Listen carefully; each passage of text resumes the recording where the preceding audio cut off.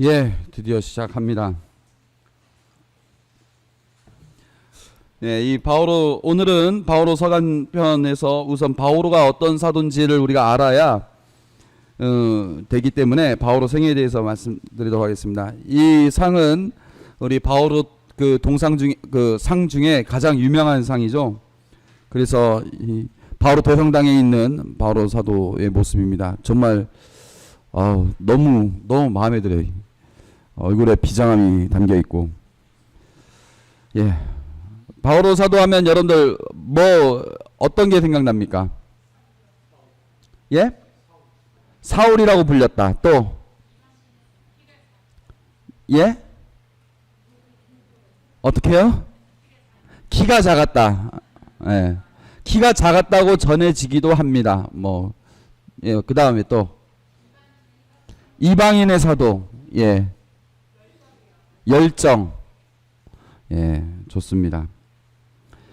이방인 지역에 가장 활발히 복음을 전파했다. 자, 이 점은 중요한 부분 중에 하나예요. 자, 예수님은 주로 어디서 복음을 선포하셨죠? 갈릴레아. 그 다음에 사마리아를 거쳐서 유다와 예루살렘에 선포하셨죠. 물론 이방인 지역도 가끔씩 갔지만 그렇게 많이 가신 건 아닙니다. 그러니까 우리로 치면 뭐 한반도와 만주 정도 이렇게 다니셨던 것이지, 그렇다고 해서 예수님이 뭐 저기 중국이라든가 뭐 북경이라든가 아니면 동경이라든가 뭐 일본 이런 데까지 쭉 가신 건 아닙니다. 근데 바오로 사도는 말 그대로 예, 그때 당시 세상의 중심이 되는 로마까지 다 다니셨던 것이죠. 예수님께서 복음 선포한 것 그 이상으로 더 넓은 지역에, 그리고 물론 예수님도 이방인들에게 복음 선포했지만 그것을 더 본격적으로 이방인들에게 교회 공동체를 설립하고 세례를 주고 복음을 선포하는, 그래서 이방인의 사도라고 우리가 부르게 있죠. 우리도 다 바오로의 영향을 받은 사람들입니다. 그리고 신약 성경의 절반을 저술했다. 아까 14권이라고 그랬죠. 네, 여기 13편이라고 써졌죠. 예. 사실은 히브리서는 바오로 서간에 포함을 안 시킵니다. 아예 안 시키는데, 예, 뭐 전통적으로 포함을 시키니까 예, 그냥 포함시켜서 14편. 근데 뭐 어쨌거나 13편 혹은 14편 우리가 이렇게 볼 수 있어요. 그 다음에 그리스도교 신학 정립의 커다란 영향. 그래서 그리스도교 신학은 다 신약 성경에서 나오는데 그 부분에 있어서 절반을 저술한 그 바오로 사도의 그 사상이 그리스도교 신학에 커다란 영향을 준 거는 이루 말할 수 없습니다. 예, 그 다음에 루터의 종교개혁에 큰 영향을 줬다는 것. 예. 그래서 그 바오로 서간에 관련된 논문은 개신교가 훨씬 많아요. 특히 이 로마서는 엄청나게 많습니다. 예, 뭐 그렇게 여러분들이 뭐 그렇다 정도만 아시면 되겠고, 그 다음에 그 바오로 사도가 쓴 편지가 복음서보다 먼저 쓰여졌을까요? 늦게 쓰여졌을까요? 예, 먼저 쓰여졌어요. 예, 그래서 초대교회의 상황을 우리가 살펴볼 수 있고, 물론 사도행전을 통해서도 볼 수 있지만 사도행전 이전에 더 생생하게 현장을 쓴 글이 있기 때문에 초대교회의 상황을 알 수 있고요. 그 다음에 회개의 표상, 여러분들 사울아 왜 나를 박해하느냐 뭐 이런 얘기 오늘 볼 건데, 그리고 열정의 사도 뭐 대략 이렇게 하겠습니다. 오늘 다룰 내용이 많기 때문에 제가 빨리빨리 넘어가겠습니다.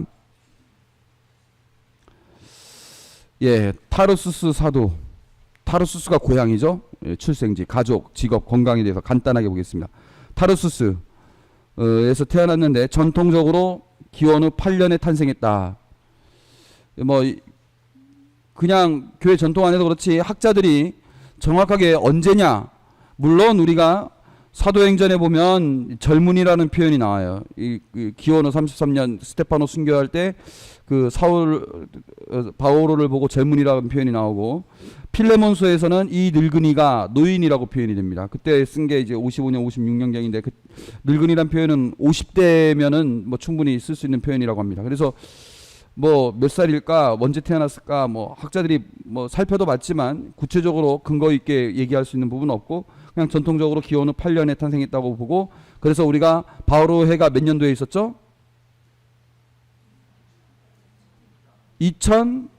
2008년에서 2009년에 있었죠? 그죠? 2008년에서 시작해서 2009년 6월까지 했었죠. 그래서 그게 탄생 2000주년 해가지고 2000주년 되는 겁니까? 그렇게 해서 그때 바오로 사도의 해를 선포했던 것이죠. 우리 그 가톨릭과 그 다음에 동방교회가 다 같이. 그 다음에 킬리키아의 수도 타르수스라는 곳이 그런 곳이고, 동서교육지고 철학이 발전했고 스토아파고, 그러니까 이런 데서 태어났으니까 이 사람이 그리스 문화에 대해서도 잘 알고, 그러면서 유다인들이 이민을 많이 왔으니까 유다교에 대해서도 잘 알고 뭐 이런 사람입니다. 베냐민 지파라고 스스로를 밝혔고, 독실한 유다교 가정이고 철저한 바리사이파였고, 그래서 율법을 충실히 지켰던 사람이고, 그 다음에 태어날 때부터 로마 시민권을 갖고 있었던 사람이라는 거. 그래서 뭐 이 사람은 아무튼 뭐 갖출 건 다 갖췄어요. 그 다음에 가물리엘 아래서 공부했다고 이야기를 합니다. 학계에서는 그러진 않을 것이다 라고 얘기를 하지만, 아무튼 가물리엘 안에서 그 당시 유명한 랍비였습니다. 그래서 유명한 랍비 밑에서 공부했다 뭐 이런 이야기도 있습니다. 그리고 자신을 홀몸이라고 밝히는 구절들이 있어요. 그래서 결혼을 했는지 안 했는지, 결혼을 했는데 뭐 아내를 잃었는지 뭐 이런 거는 정확하게 알 수가 없지만, 어쨌거나 활동을 했을 때에는 독신 생활을 했다고 볼 수 있는 것이죠. 그 다음 직업, 스스로 생계를 조달했고 천막 짜는 일을 했다는 것. 그래서 사도행전 보면 천막 짜는 일 뭐 이런 얘기 나오죠. 고린토에서 그렇게 했다는 것. 그래서 제가 예전에 얘기했지만 직업과 직무는 차이가 있습니다. 직업은 뭡니까? 천막 짜는 일이고, 직무는, 바오로의 직무는 뭡니까? 사도입니다. 사도. 직업은 내가 그 일을 통해서 내가 돈 벌고 이렇게 뭐 하는 것이 직업이라면, 직무는 진짜 말 그대로 하나님께서 부르신 것이죠. 그러니까 여러분들 뭐 아빠로서의 직무, 엄마로서의 직무, 레조 단장으로서의 직무 뭐 이런 거. 저는 이 신부라는 거는 직업입니까? 직무입니까? 직무입니다. 저는 직업이 없습니다. 저는 백수입니다. 직무는 사제. 직무는 부르심이 전제되어 있는 것이죠. 하나님의 부르심. 그래서 이 직업과 직무는 달라요. 근데 바오로 사도는 직업은 아마 천막 짜는 일을 하는 것이 아니었을까 뭐 이런 것이고, 직무는 사도였던 것이죠. 건강은 만성적 지병이 있었다. 갈라디아서 4장 13에서 14. 그 다음에 이 지병은 43년경 그 황홀경에 빠졌던 체험이 있다고 그 고린토 후서에 나오는데, 그때 이후로 고질병을 앓은 것이 아닌가 이렇게 생각을 하고 지병을 그리스도의 순환과 연계를 합니다. 그래서 항상 병을 앓고 있었어요. 자신은 이 병을 통해서 더 겸손할 수 있다고 이렇게 얘기를 합니다. 이런 구절들 찾아보면 여기 나와 있는 구절들 하나하나 같이 읽어보면 참 느낌이 새로울 텐데 넘어가겠습니다. 타르수스 사도의 이름. 자, 사울. 원래 사울이라고도 불리고 바오로라고도 불리죠. 근데 사울이란 이름은 우리가 어디서 볼 수 있었냐면은 구약 성경에서 최초로 왕이 됐었던, 이스라엘의 왕이 됐었던 사람이 사울이죠. 베냐민 지파 출신. 이스라엘 첫 왕의 이름. 바오로도 어느 지파 출신? 베냐민 지파 출신. 바오로 서간에는 사울이란 말, 그러니까 바오로 사도가 자신을 두고 사울이라고 얘기를 하지 않습니다. 그죠? 사도행전 7장에서부터 13장까지에만 사울이라는 말이 나옵니다. 바오로라는 말은 사울의 그리스어식 표현입니다. 그럼 사울은 무슨 말, 어느 나라 말입니까? 힌트, 저기 힌트. 구약 성경의 언어 히브리어입니다. 히브리어. 사울은 히브리어, 바오로는 그리스어. 자, 히브리어는 제가 무슨 언어라고 했어요? 정치적인 언어, 문화적인 언어, 종교적인 언어 중에 종교적인 언어입니다. 그리스어는 정치적인 언어, 문화적인 언어, 종교적인 언어 중에 문화적인 언어라고 했죠. 그때 당시에 모든 사람들이. 그 다음에 정치적인 언어는 그때 당시 뭐였을까요? 로마, 라틴어였습니다. 네. 우리도 지금 마찬가지죠. 지금 한국말은 우리의 언어고 영어는 정치적인 언어 혹은 경제적인 언어, 뭐 문화적인 언어, 뭐 학술적인 언어까지 돼버렸죠. 지금 중국어는 관광의 언어가 될까요? 이런 식으로. 그때 당시도 다 그랬던 그런 언어들이 다 있었습니다. 외국어를 해야만 했고. 네, 아무튼 사울의 그리스어식 표현. 13장 13절부터 사도행전 28장 5절까지 이렇게 해서 사용했다는 거. 그럼 왜 사울이라고 했다가 바오로라고 했는지 왜 그랬을까요? 어떤 시점에서 바뀌었을까요? 회심? 아닙니다. 회개한 후에? 아니라니까요. 세례받고? 자, 재밌는 표현이 있어요. 예, 좋습니다. 일단 함께 보죠. 사도행전 13장 9절을 보면 바오로라고도 하는 사울이, 이게 딱 그 시점이에요. 그 전에는 사울.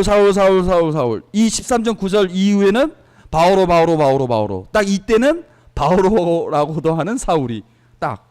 그러면 이제 사도행전 13장 9절을 한번 살펴볼까요? 자, 13장 1절부터 보겠습니다. 그 전에 사도행전 9장을 보세요.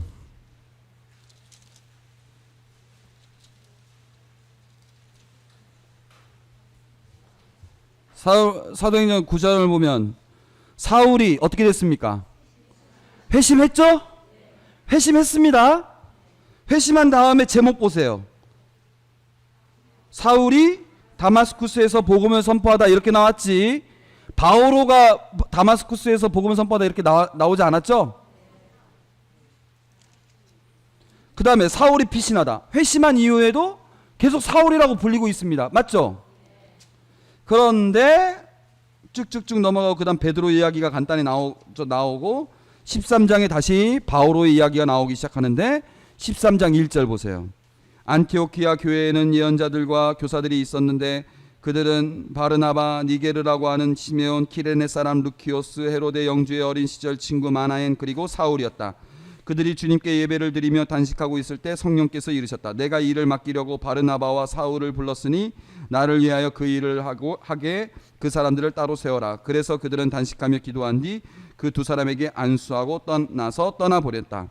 드디어 5 선교사가 탄생된 겁니다. 5 선교사가 탄생이 됐어요. 그 전에 사도행전 1장에 보면 12 사도가 탄생이 됩니다. 왜냐하면 11명으로 빠졌었거든요. 12 사도가 탄생이 됩니다. 그 다음에 뭐가 탄생이 됩니까? 7 봉사자, 7 부제가 탄생이 되죠. 예, 사도행전 5장인가 4장인가에 나옵니다. 그 다음에 이제 5 봉사자가 나오는데, 이 5 봉사자들이 그 선교사로 파견될 때의 시점이 뭐냐면 성령께서 나오셨죠. 그 다음에 이제 성령께서 바르나바와 사울을 파견하셨다 라고 하고 13장 9절 우리가 아까 봤던 9절에서 보면 바오로라고도 하는 사울이 성령으로 가득 차 처음으로 키프로스라는 곳에서 처음으로 입을 여는 그 순간, 그때부터 바오로로 바뀝니다. 그죠? 그 다음 13장 13절 보면 그때부터 어떻게 나왔어요? 바오로 일행은 예, 나왔죠. 선교 여행을 떠난 시점부터죠. 예. 그러면 자 보세요. 사울이란 이름은 아까 어느 언어라고 그랬죠? 히브리어라고 그랬죠. 히브리어는 어느 나라 누가 쓰는 말이죠? 유다인들이 쓰는 말이죠. 여러분들 유다인이라고도 하고 유태인이라고도 하고 유대인이라고도 하는데 유다인이라고 우리가 보통 그 한국 공용 표기는 유다인입니다. 이제는. 그래서 유대인은 이거는 이제 한자식 표현이고 유태인은 이제 유태인은 뭐 어디식 표현이지? 유태인이 한자식 표현인가? 그런 것 같네요. 예, 유대는 이제 유대 해가지고 유대라고도 유다에라고도 할 수 있는데 아무튼 우리는 유다라고 우리가 유다인이라고 우리는 그 이제 그 유대라는 말은 이제 지명 중심으로 표현한 말이고 유다는 이제 그 지파 중심으로 우리 표현한 말인데 아무튼 유다인으로 우리가 얘기를 합니다. 그래서 이거는 유다인들이 쓰는 말이고 바오로는 그리스어식 표현이라고 아까 문화적인 언어라고 그랬죠. 이거는 그때 당시 하여튼 식자라고 불리우는 사람들은 다 그리스어를 알아요. 다시 말해서 전 세계 사람들이 쓰는 공용어라고 말할 수 있어요. 그때 당시. 예. 그러면 어느 한 민족, 선택받은 민족뿐만 아니라 이제는 선택받지 않은 모든 민족의 이름으로 바뀐 거죠. 이 이름 자체가. 근데 그 시점이 언제였냐면 선교 여행을 떠날 때부터입니다. 그러니까 이름의 변화는 언제부터? 회심이 아니라 파견부터입니다. 파견.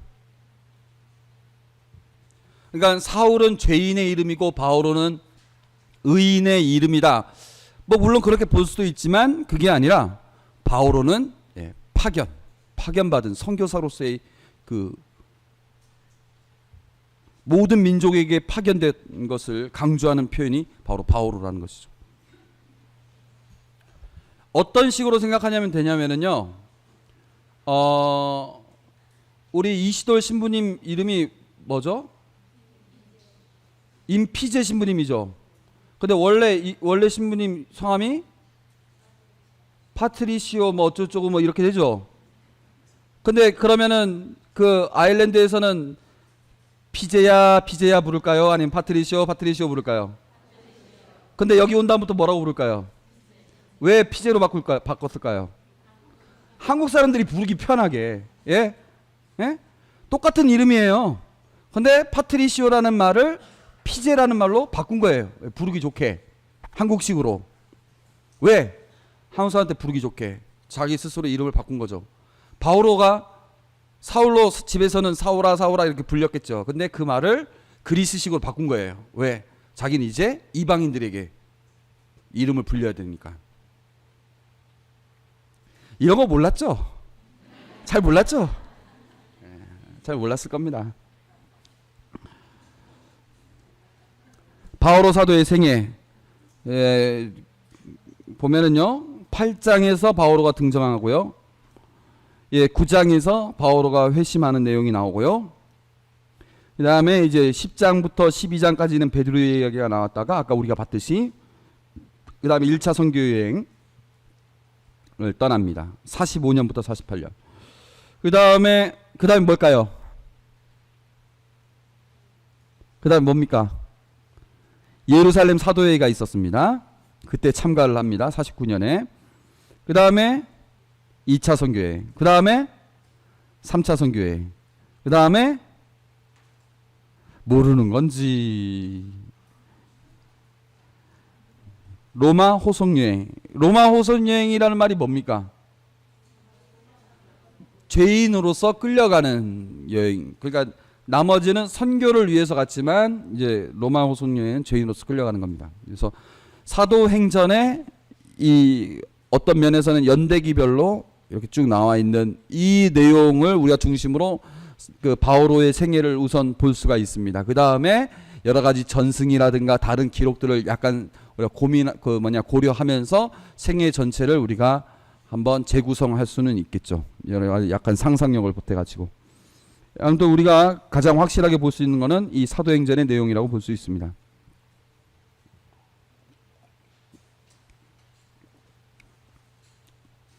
이 내용을 이제 하나하나 보도록 하겠습니다. 먼저 등장. 사도행전 8장 1절에서 3절. 이때 무슨 일이 벌어졌냐면 스테파노가 순교를 했던 때입니다. 우리 그 신약 시대에서 가장 먼저 순교한 사람이 바로 이 스테파노죠. 사울은 이 1장 8장 1절에서 3절의 내용입니다. 사도행전. 사울은 스테파노를 죽이는 일에 찬동하고 있었다. 그날부터 예루살렘 교회는 큰 박해를 받기 시작하였다. 그리하여 사도들 말고는 모두 유다와 사마리아 지방으로 흩어졌다. 독실한 사람 몇이 스테파노의 장사를 지내고 그를 생각하며 크게 통곡하였다. 사울은 교회를 없애버리려고 집집마다 들어가 남자든 여자든 끌어다가 감옥에 넘겼다. 여러분 이런 표현 보면은요, 이것도 잘 생각해 보세요. 여러분들이 그 표현을 사울은 교회를 없애버리려고 사람들을 감옥에 넘겼다. 그냥 이렇게 표현해도 되는 걸 얼마나 이걸 생생하게 표현한 겁니까? 사울은 교회를 없애버리려고 집집마다 들어가 남자든 여자든 끌어다가 감옥에 넘겼다. 얼마나 최선을 다해서 집집마다 다 들어가죠. 야 너 나와 남자든 여자든 막 하고 있는 그 사울의 모습.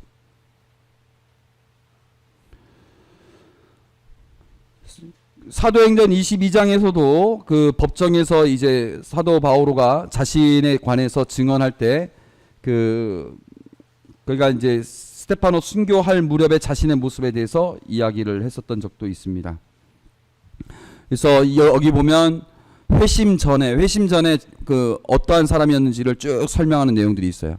나는 유다 사람입니다. 킬리키아의 타르수스에서 태어났지만 타르수스가 킬리키아의 수도라고 아까 말씀드렸고 이도성 예루살렘에서 자랐고 감물리엘 문화에서 조상 전례의 엄격한 율법에 따라 교육을 받았습니다. 그래서 바리사이로서 성장할 수 있었고 감물리엘 그때 당시 유명한 랍비였다고 그랬고 그래서 히브리어도 잘 알고 그리스어도 잘하는 사람이었죠. 오늘날 여러분이 모두 그렇듯이 나도 하느님을 열성으로 섬기는 사람이었습니다. 또 신자들을 죽일 작정으로 이 새로운 길, 여기서 말하는 새로운 길은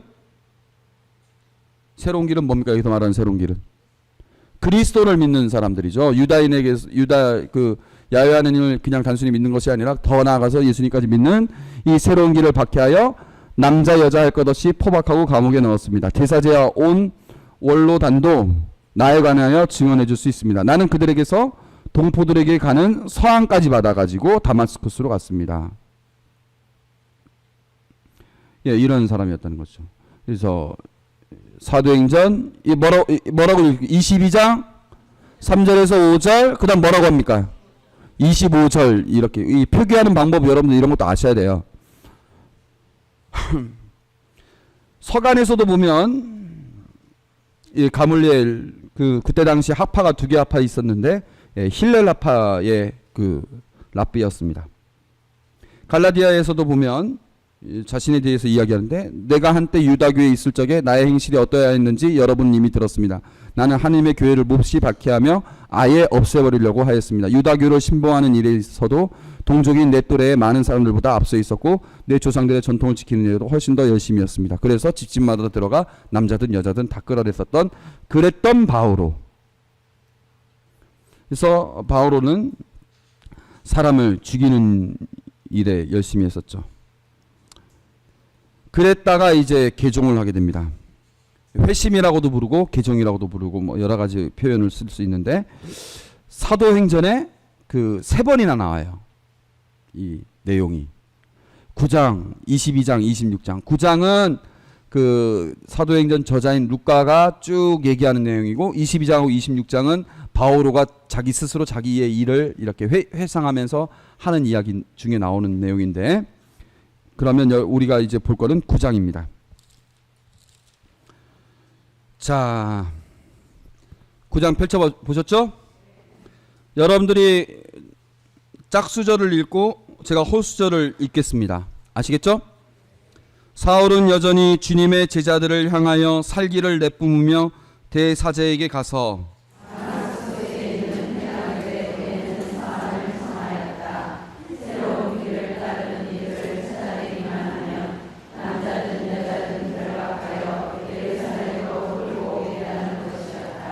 자, 여기 내용을 보면 사울은 여전히 주님의 제자들을 향하여 살기를 내뿜으며 여러분들 그 살기를 내뿜는 그 사람을 보신 적이 있습니까?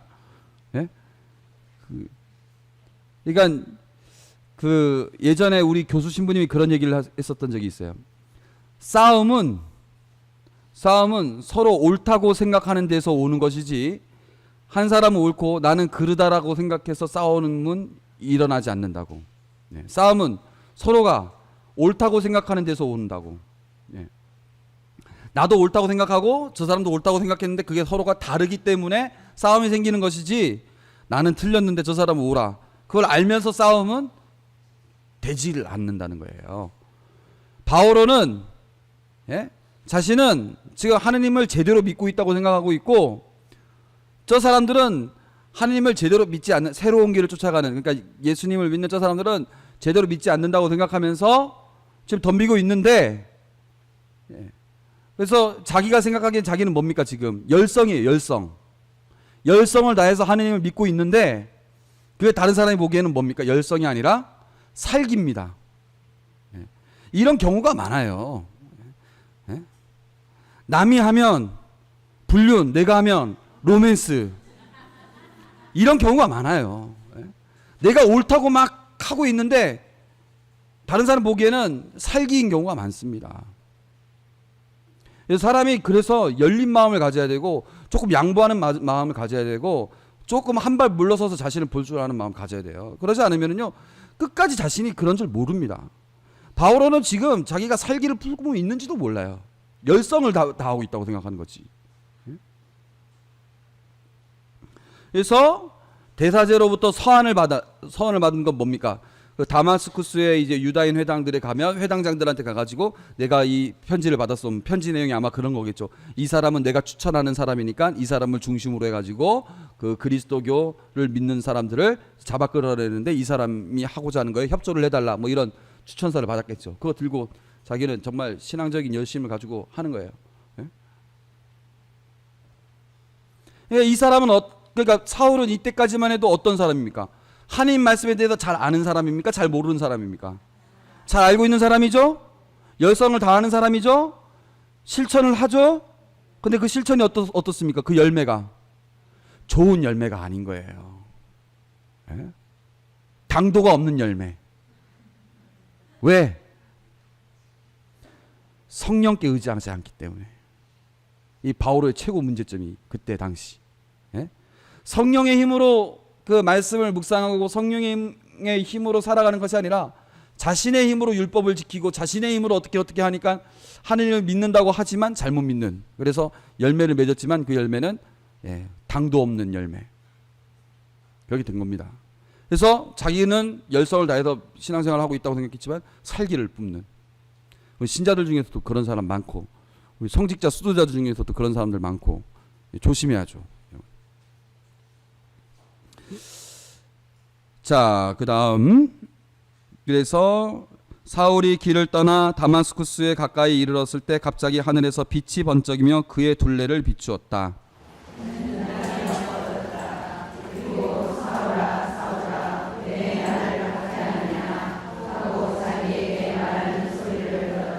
사울이 주님은 누구십니까? 하고 묻자 그분께서 대답하셨다. 나는 내가 박해하는 예수다.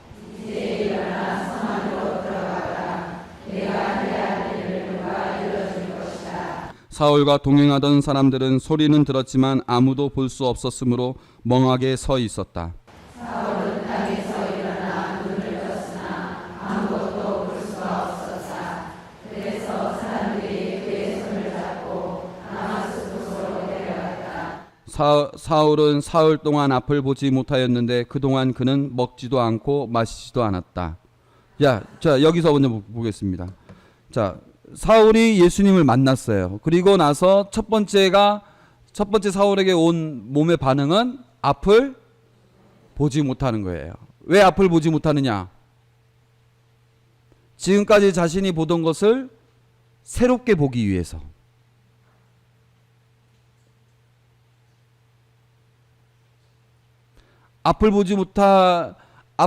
눈을 감은 이유는 그 눈을 감고 다시 앞으로 새롭게 보기 위해서. 우리가 피정을 왜 합니까?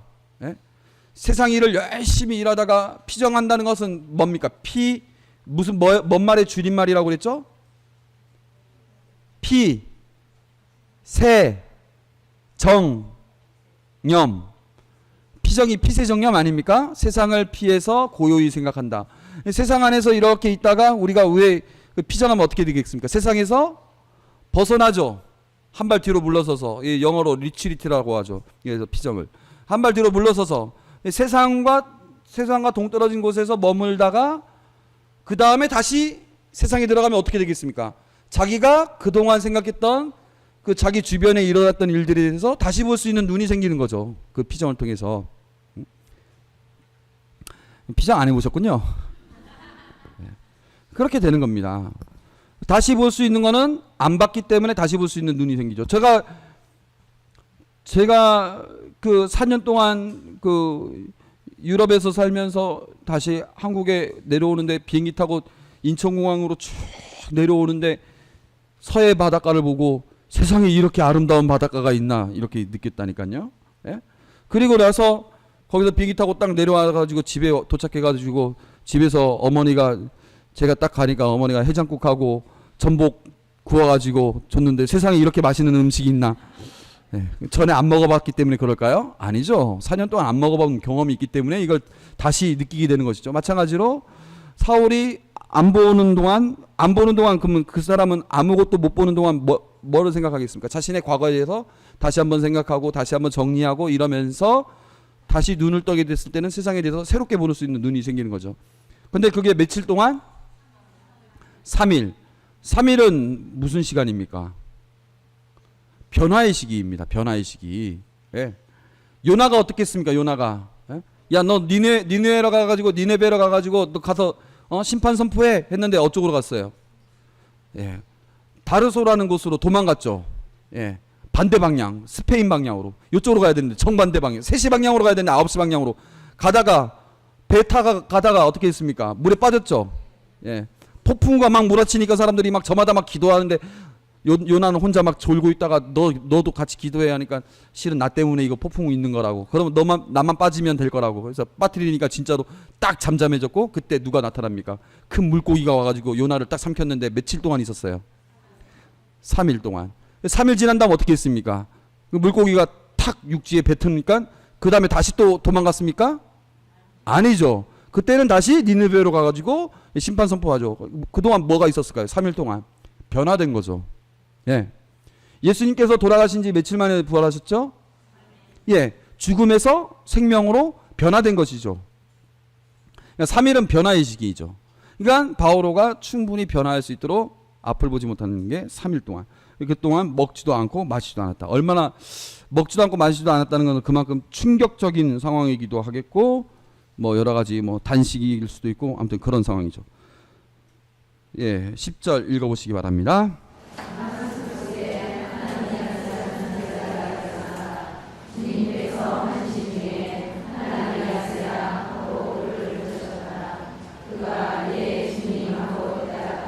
예, 하나니아스는 옛날에는 뭐라고 했었죠?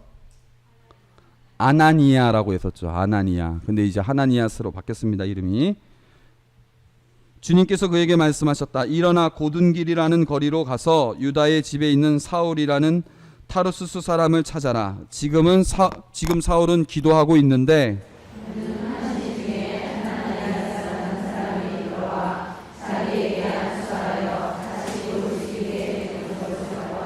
하나니아스가 대답하였다. 주님, 그 사람이 예루살렘에서 주님의 성도들에게 얼마나 못된 짓을 하였는지 제가 많은 이들에게서 들었습니다.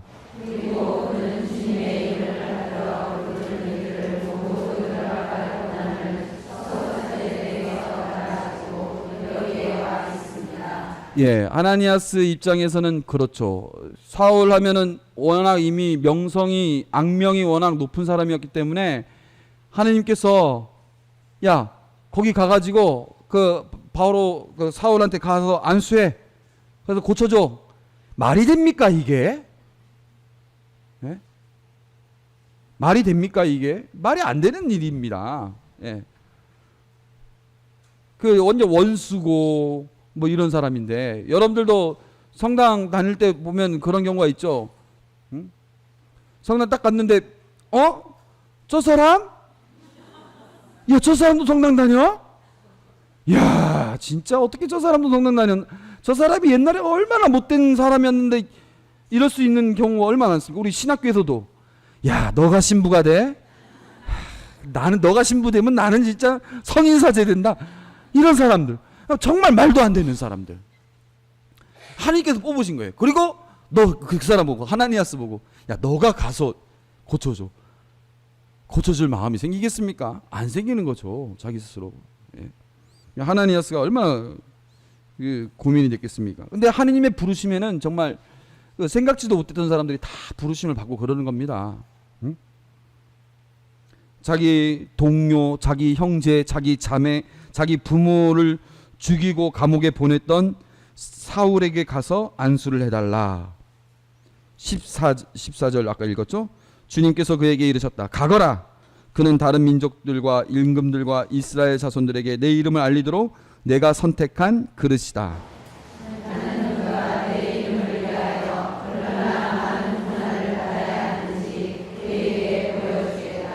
예, 이런 말도 안 되는 상황을 하나님께서 계획하셨고, 그래서 하나니아스는 길을 나섰다. 그리고 그 집에 들어가 사울에게 안수하고 나서 말하였다. 사울 형제, 당신이 다시 보고 성령으로 충만해지도록 주님께서 곧 당신이 이리 오는 길에 나타나신 예수님께서 나를 보내셨습니다.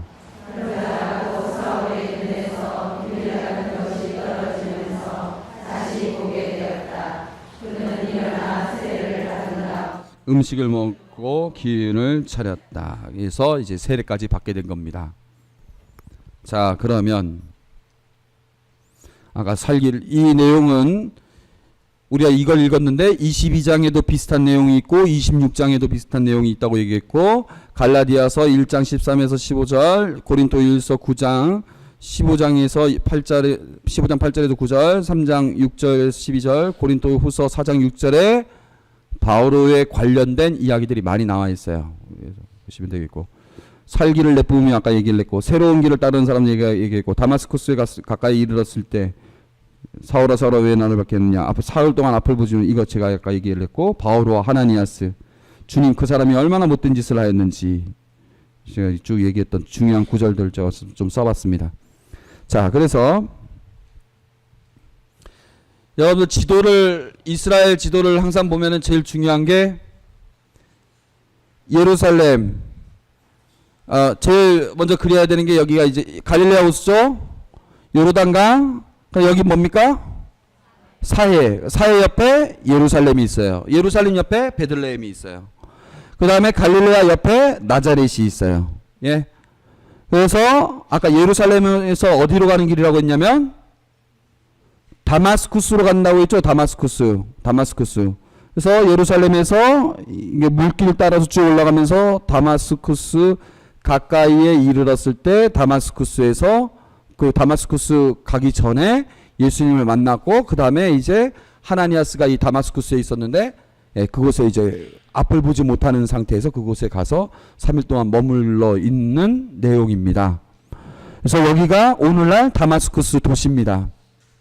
다마스쿠스는 지금 시리아 지방의, 시리아 나라의 수도입니다. 그리고 여기가 고등길이에요. 고등길. 고등길이라는 말 들었어요? 못 들었어요? 못 들었습니까? 사도행전 9장 11절.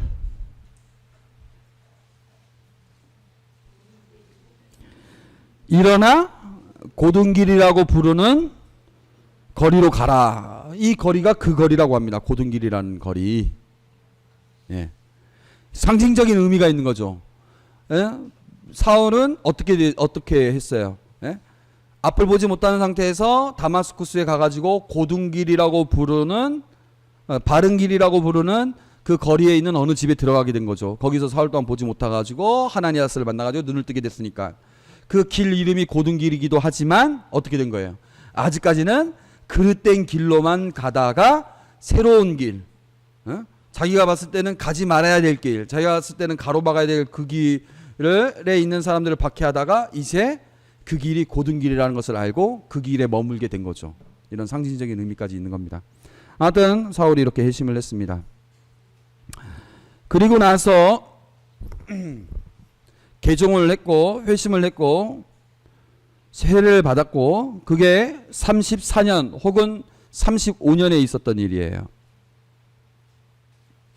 예수님께서 한 31년에 돌아가셨고 뭐 부활하셨다 뭐 이렇게 생각하기도 하고 뭐 그러는데, 예, 하여튼 그 34년, 35년 이 정도고요. 예수님께서 돌아가신 지 한 5, 6년, 4, 5년 뭐 이렇게 됐을 때,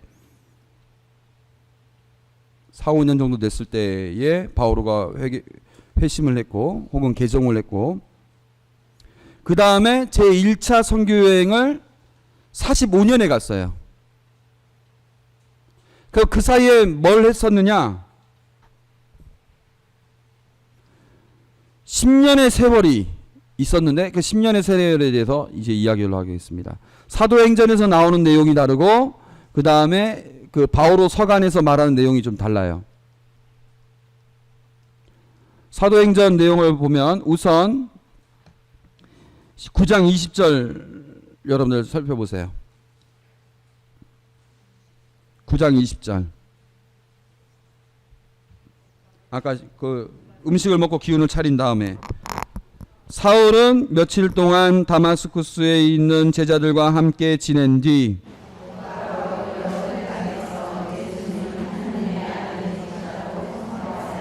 자, 여러분들 생각해 보세요. 예수님 믿는 사람 막 박해하러 가다가 완전히 초반전을 만난 거죠. 초반전을 만났죠. 초반전을 만나가지고 딱 눈 가리고 3일 동안 그 예수님 그 빛을 생각할 거 아닙니까? 그리고 그 목소리가 계속 떠오를 거고, 그러면서 하나니아스가 탁 안수를 했을 때 눈에서 비늘같이 것이 딱 떨어지는 순간 그 바오로가 느꼈을 그 기쁨과 정말 이게 진짜 이게 새로운 길이, 정말 이 길이어야 됐구나. 예수님이 정말 우리가 믿어야 될 주님이었구나. 예수님이 하나님이시구나. 이것에 대해서 완전히 정말 크게 느낀 거죠. 엄청난 충격 아니었습니까? 그러니까 그 안에서 여러분들 혹시 뭐 꾸리실료나 에미 갔다 온 사람들 얼굴 표정 보신 적 있어요? 막 기쁨과 열정과 막 감사에 막 사로잡혀가지고 막 어떻게 하지 못하는 막 이런 모습들. 예. 막 바오로 사도가 지금 막 세례받고 막 지금 막 그리스도를 막 체험하고 온몸에서 막 뜨겁게 오르는 거예요. 근데 손에는 그 대사제가 썼던 서한도 있고 그 서한 들고 가가지고 자기네 제자들하고 만나가지고 어떻게 하면 예수님을 해야 될지 그걸 작전을 딱 짜야 되는데 딱 가가지고 제자들하고 딱 머물면서 야, 예수님이 하느님의 아들님이야. 이러면 옆에서 얼마나 웃기겠습니까? 길거리 돌아다니면서 야, 예수님이 하느님의 아들님이야. 예수님이 하느님의 아들님이야. 예수님 그 믿는 사람들은 어떻게, 야, 사울이 온대. 내일 모레 도착한대. 사울이 오면 조심해야 돼. 막 이랬는데 그 사람이 갑자기 와가지고 예수님 믿으라고 막 하니까 얼마나 당황스러웠겠어요. 네? 근데 바오로 입장에서는 어떻겠습니까? 바오로 입장에서는. 네? 막 전하고 싶은 거예요. 전하고 싶어. 막 미치겠어요. 근데 자기는 전하고 싶은데 주위에서 여건이 안 받아줘. 네. 제가 지금 얘기하는 그 느낌을 여러분들이 좀 아셨으면 좋겠어요.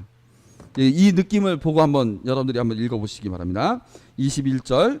그 말을 들은 자들은 모두 놀라며 저 사람은 예루살렘에서 예수의 이름을 받들어 부르는 자들을 짓밟은 자가 아닌가.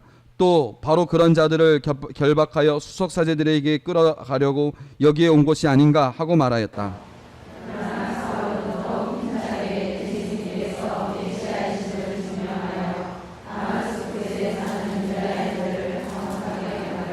그러니까 사울은 아니 예수님 믿어 할수록 옆에서는 미쳤나?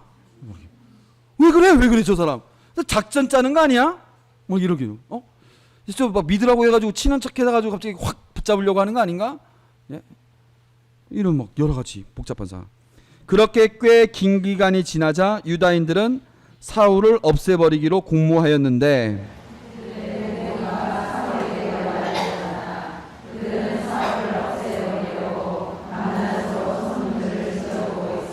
그래서 그의 제자들이 밤에 그를 데려다가 바구니에 실어 성벽에 난 구멍으로 내려보냈다.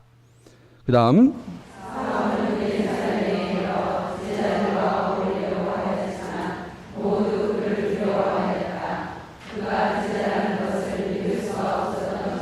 예수님의 제자라는 것을 믿을 수가 없었다는 건 말이죠. 그러나 바르나바는 사울을 받아들여 사도들에게 데려가서 어떻게 그가 길에서 주님을 뵙게 되었고 주님께서 그에게 말씀하셨는지, 또 어떻게 그가 다마스쿠스에서 예수님의 이름으로 담대히 설교하였는지 그들에게 이야기해 주었다.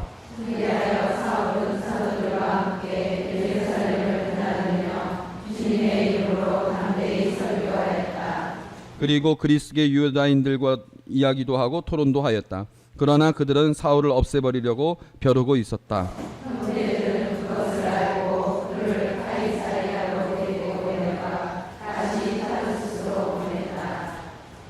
예, 여기까지 일단 보면, 그러니까 사울은 지금 하느님을 새롭게 체험하고 그리스도를 체험하면서 와, 이게 이런 거였구나라고 그 느낀 그 충격과 그 감동으로 정말 막 하느님을 전하고 싶어가지고 예수님을 전하고 싶어 미치겠는데, 옆에서는 두려워하고 당황해하고 저는 미쳤나 싶다가 아니 이놈이 배신 때려?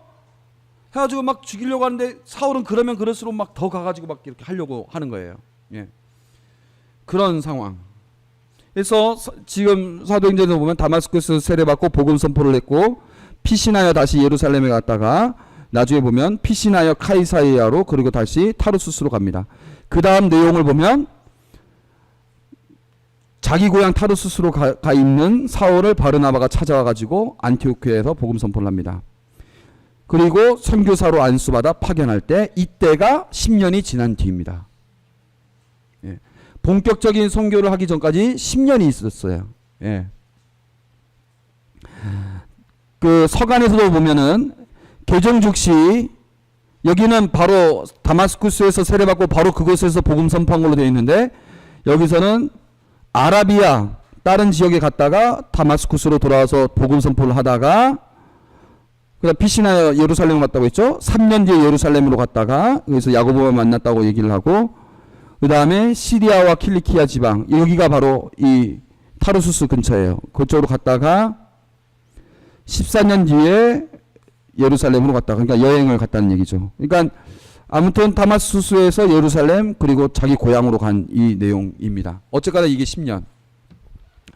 사울이 얼마나, 여러분들 이마고데이 보셨는지 모르겠는데 이마고데이에서 그걸 표현을 좀 잘했어요. 제가 봤을 때 그 10년 동안 자기가 정말 전하고 싶은데, 하는 예수님에 대해서 막 전하고 싶은데 주위에서 워낙 안 받아들여지고 선교도 안 되고 막 이랬을 때 10년 동안 얼마나 괴로웠겠습니까?